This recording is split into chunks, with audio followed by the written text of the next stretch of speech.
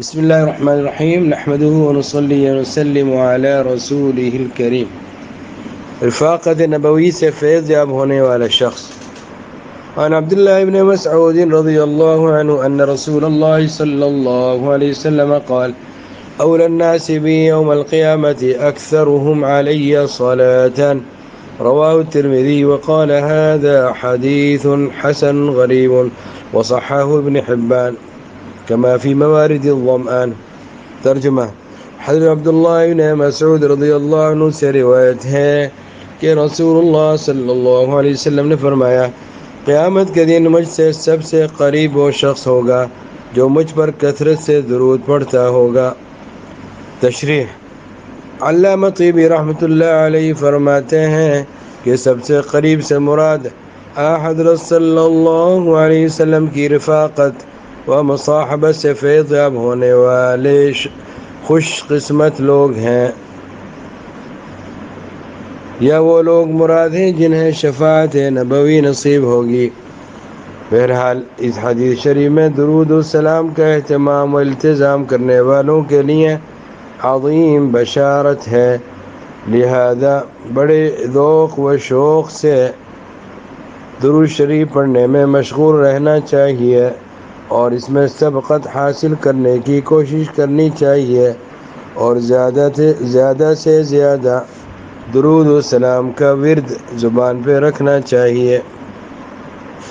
بن کے جو آیا محبوب حق دہر میں، اس نبی کی کرامت پہ اربوں درود اور کھربوں سلام.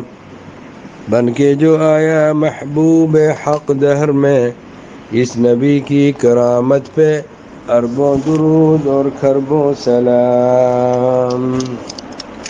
ملا علی قاری لکھتے ہیں کہ کثرت درود شریف کا اہتمام اس پر موقوف ہے کہ دل سرور دو جہاں صلی اللہ علیہ وسلم کی تعظیم و تکریم سے لبریز ہو، اور یہ عظمت تقاضا کرتی ہے کہ آپ صلی اللہ علیہ وسلم کی اتباع کی جائے، اور اسی اتباع کے نتیجے میں محبوب کل جہاں صلی اللہ علیہ وسلم کی محبت دل میں پیدا ہوتی ہے، جس کے طفیل میں اللہ جل جلالہ کی شان، اللہ جل جلالہ و جل شانہ کی محبت نصیب ہوتی ہے.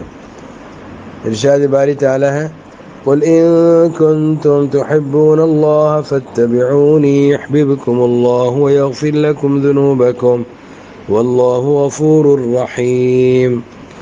آپ فرما دیجیے کہ اگر تم اللہ سے محبت کرتے ہو تو میری اتباع کرو، اور اللہ تعالیٰ تم سے میری اتباع کرو، اللہ تم سے محبت کریں گے، تمہارے گناہوں کو بخش دیں گے. عجب چیز ہے عشق شاہ مدینہ، یہی تو ہے عشق حقیقی کا زینہ.